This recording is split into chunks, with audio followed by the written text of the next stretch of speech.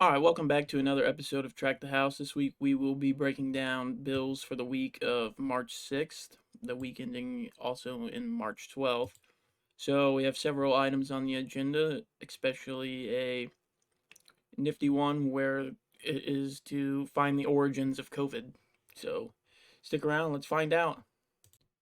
All right, the first bill on today's agenda is House Bill 502. It was introduced by Representative Jim Banks. He's a Republican from Indiana's 3rd District. It was introduced on January 25th, 2023. It is to amend Title 38 United States Code to ensure that the Secretary of Veterans Affairs repays members of the armed forces for certain contributions made by such members towards post 9/11 educational assistance and for other purposes. So it's a bill that makes sure that the VA pays back the money that individual um, members of the military made towards their educational assistance. So members of the military could set aside money every paycheck to go towards this and then use it at a later date. So this is just making sure they get that money that they put into it, whether they use it for educational purposes or not. So, yep. All right, next we have House Bill 815, which was introduced by Representative Kathy McMorris Rogers, a Republican out of Washington's 5th District. It was introduced on February 2nd, 2023. It is a bill to amend Title 38 United States Code to make certain improvements relating to the eligibility of veterans to receive reimbursement for emergency treatment furnished through Veterans Community Care Program and for other purposes.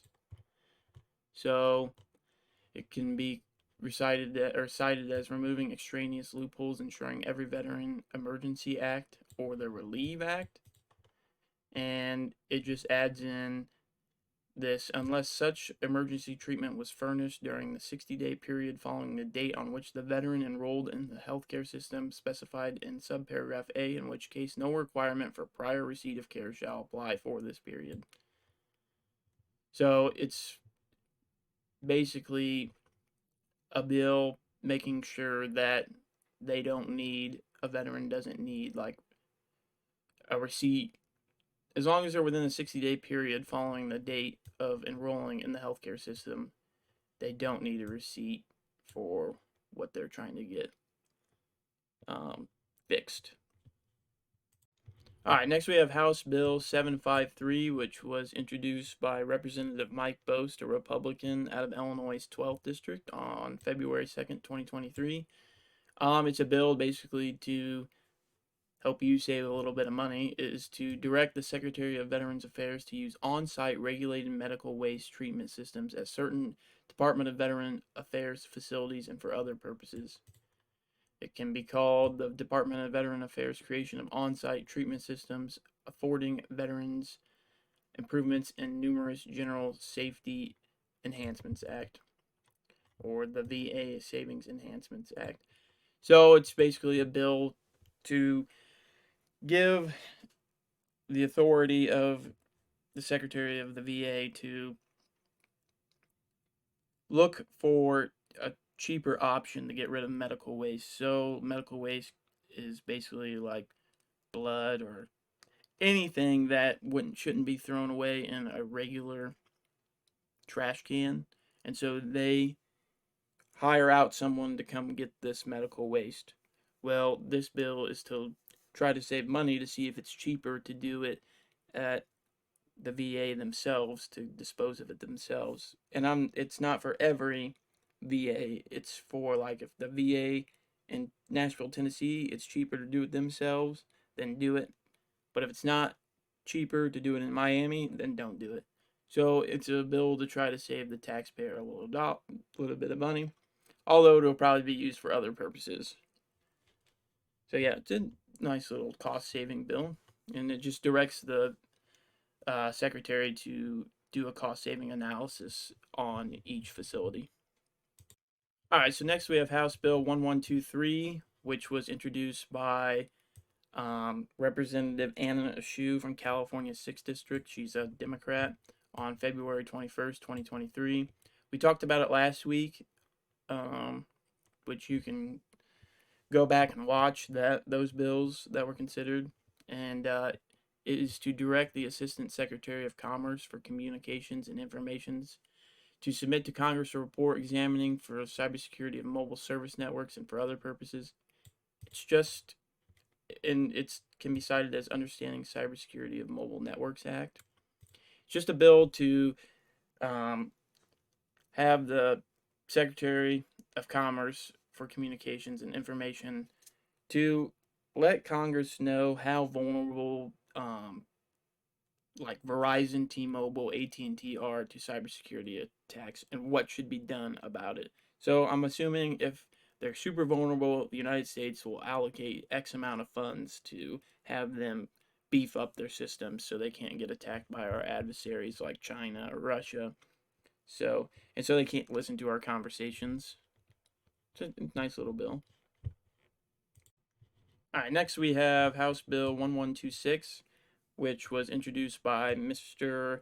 or Representative Pete Aguilar, a Democrat out of California's 33rd District. It was introduced February 28, 2023. It is to amend Title 38 United States Code to allow for the electronic request for certain records and for other purposes. So it can be recited as the Wounded Warriors Access Act, which is a bill to give an online tool for veterans to request records on like where they got hurt and how they got hurt, and it's an easier process for them, so they can get that information and hopefully maybe get, if they were shot and now they're disabled, hopefully get better, and faster treatment to hopefully, so that, because they can get this information faster, you know, and it's just like there's a deadline for it to get established. It's no later than 1 year after the date. I mean, come on, it's 2023. There should be an online database where they can go in, put their, numbers in, and it pops up. Boom! This is who we're talking about, and this is what happened to them, and maybe there be a giant database of something that happened to a ton of soldiers. So then later on, they realize this, like with the burning pits, the Camp Lejeune lawsuits, where, hey, a bunch of people got messed up from this. Let's allocate some funds to help fix that for them. Here we have Senate Bill 619, which is an act to require the Director of National Intelligence to declassify information relating to the origin of COVID-19 and for other purposes. So, yeah, I mean, it's exactly what it is. It can be called the COVID-19 origin of 2023. I believe it was passed unanimously in the in the Senate, so um, bipartisan bill. It will pass in the House of Representatives, there's no doubt. But it's identifying the origin of coronavirus disease 2019, COVID-19, and critical for preventing a similar pandemic from occurring in the future.